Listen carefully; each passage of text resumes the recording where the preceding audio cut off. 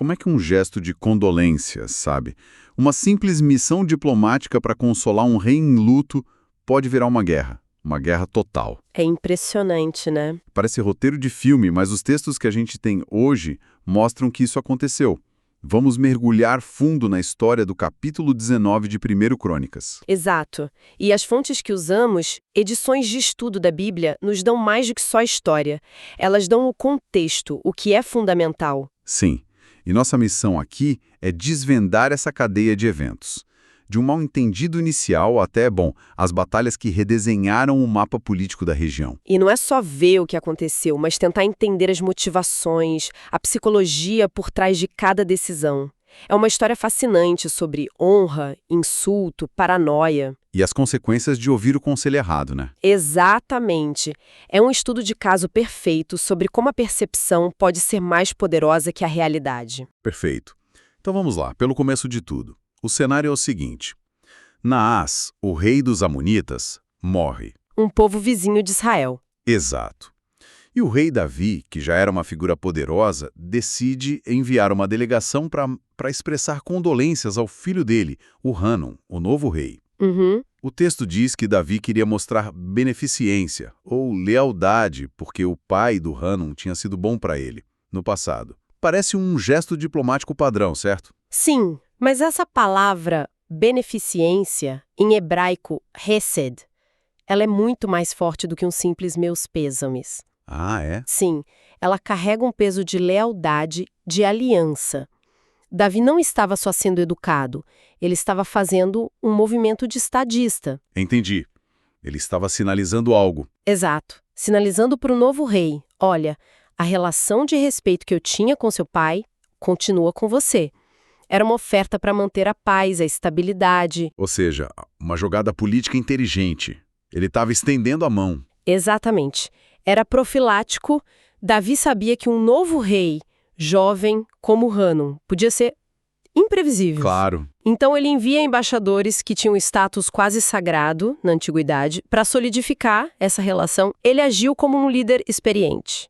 E é bem aqui que a história dá uma virada, assim, inacreditável. Os conselheiros de Hanun, os príncipes, eles chegam... E semeiam a desconfiança. Totalmente. Eles dizem para o rei: você acha mesmo que Davi está honrando seu pai? Claro que não. Ele enviou esses homens como espiões, para mapear a cidade e planejar uma conquista. E aí entra a psicologia de um líder novo, talvez inseguro, né? Hanun tá recém no trono. Querendo mostrar força, talvez. Provavelmente. Ele quer provar que não é ingênuo. E os conselheiros, talvez por paranoia ou por verem no poder de Davi uma ameaça, exploram isso. E o Hanun, em vez de pensar, de investigar... Ele compra a teoria da conspiração inteira. É uma decisão que muda tudo. E a reação dele não é só rejeitar, é humilhar da forma mais ofensiva possível. Ele manda prender os embaixadores, raspar metade da barba de cada um. Metade. O que é um detalhe cruel, né? Adiciona um ridículo ao insulto. Exato. E manda cortar as roupas deles na altura das nádegas. E os envia embora assim, expostos. A imagem é bizarra. Para nós, hoje, parece cômica. Mas no contexto da época, foi uma declaração de guerra simbólica. Um tapa na cara de uma nação inteira. Vamos analisar isso. A barba. A barba no Antigo Oriente não era só estilo. Era símbolo de honra, de maturidade, de ser um homem livre.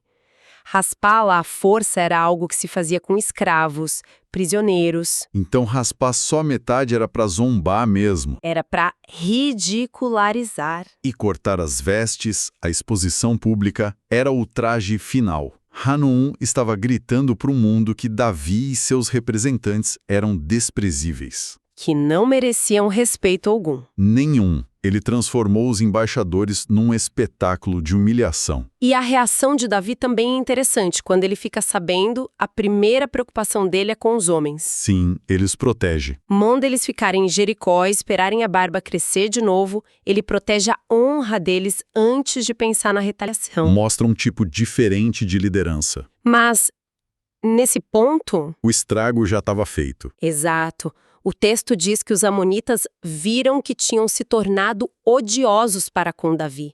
Eles entenderam a gravidade. Só que, em vez de um pedido de desculpas que talvez pudesse resolver, O orgulho impede a diplomacia. Eles dobram a aposta. eles concluem que a única saída é a guerra.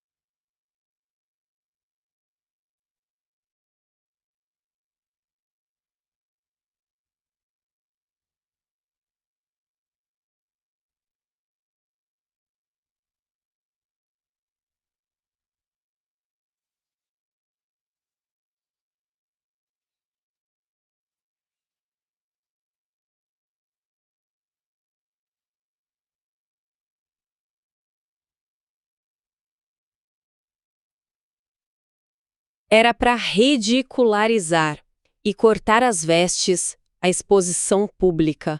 Era o ultraje final. Hanuman estava gritando para o mundo que Davi e seus representantes eram desprezíveis. Que não mereciam respeito algum. Nenhum. Ele transformou os embaixadores num espetáculo de humilhação. E a reação de Davi também é interessante.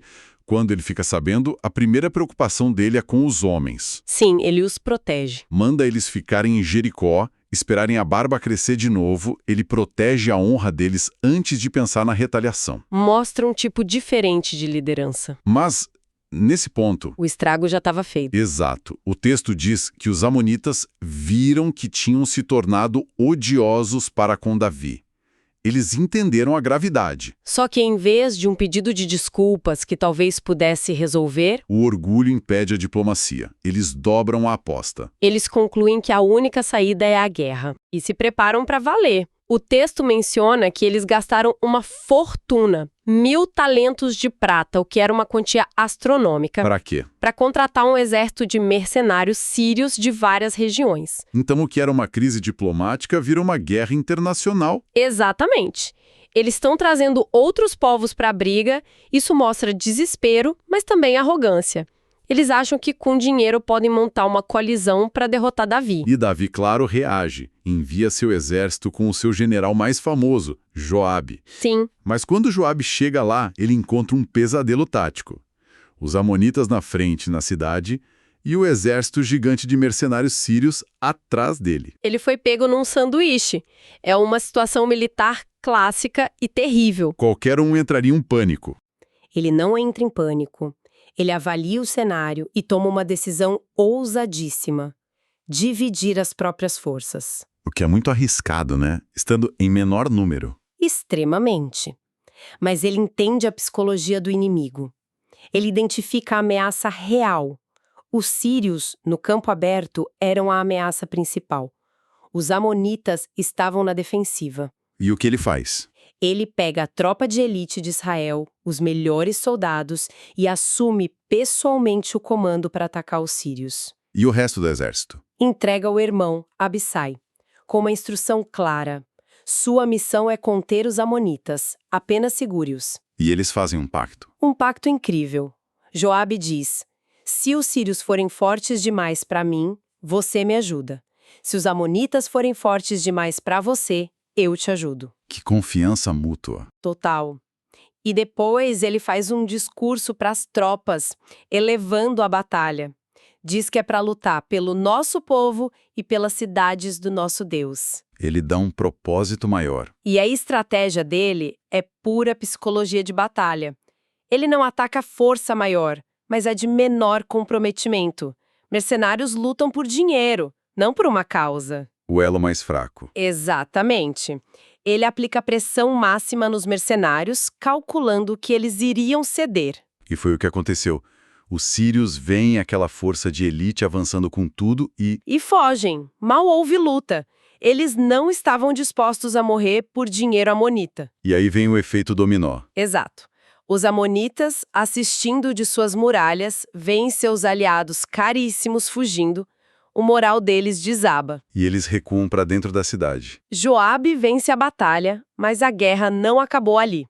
Os amonitas se refugiaram, mas não foram derrotados. Certo. Então, Joabe consegue essa vitória tática brilhante.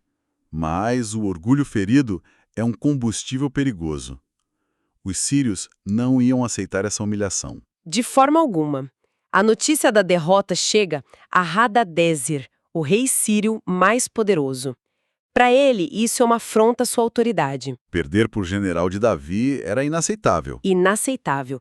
Então ele decide escalar a situação. Ainda mais. Muito mais. Ele convoca um exército ainda maior, reunindo tropas de todo o seu império, inclusive do outro lado do rio Eufrates. Uma mobilização total. Sim, e ele coloca seu principal comandante, Sofaque, na liderança.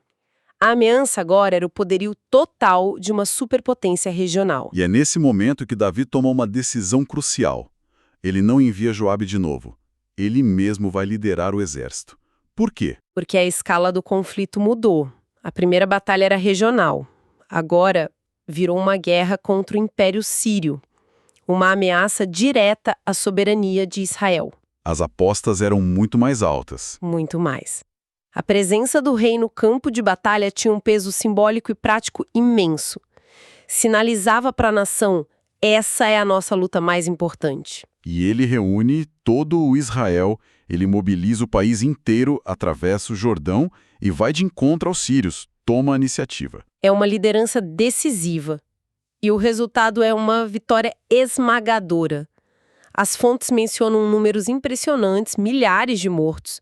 O próprio comandante inimigo, Sofaque, morre na batalha. Foi uma aniquilação. Uma aniquilação.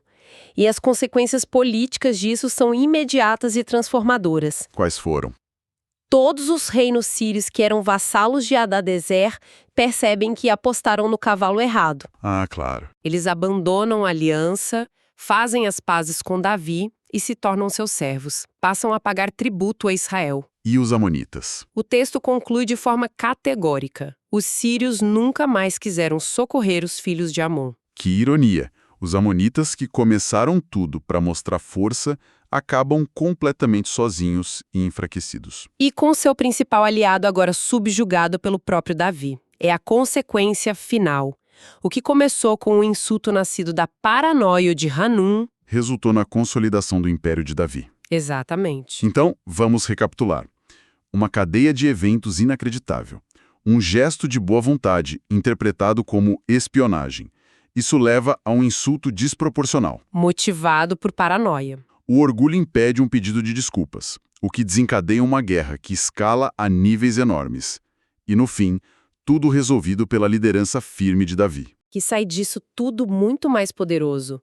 Essa guerra, que começou por um motivo tão frágil, acaba por cimentar o império dele. Os mapas das fontes mostram isso claramente. Ele firma o controle sobre a Síria, neutraliza a maior ameaça na fronteira norte e deixa Amon, o instigador, completamente isolado. É uma demonstração poderosa de como, na geopolítica, percepção e honra têm consequências tão concretas quanto exércitos. É impressionante. O que começou como uma tentativa de Davi de manter estabilidade, por meio da diplomacia, acabou numa expansão massiva do império dele. Tudo por causa de um mau conselho e uma reação exagerada. A intenção de Hanun era evitar ser dominado e ele acabou garantindo a dominação de todos ao seu redor. Exato. E isso nos deixa com um pensamento para refletir. A narrativa toda se concentra nas decisões de poucos indivíduos. Sabe, a desconfiança de Hanun, a estratégia de Joabe, a liderança de Davi. Sim, é muito focado neles. Isso faz a gente pensar quantas vezes ao longo da história, e talvez até hoje, grandes conflitos não são iniciados por forças inevitáveis, mas por uma única decisão equivocada. Um momento de paranoia ou orgulho, de alguém que simplesmente deu ouvidos ao conselho errado na hora errada.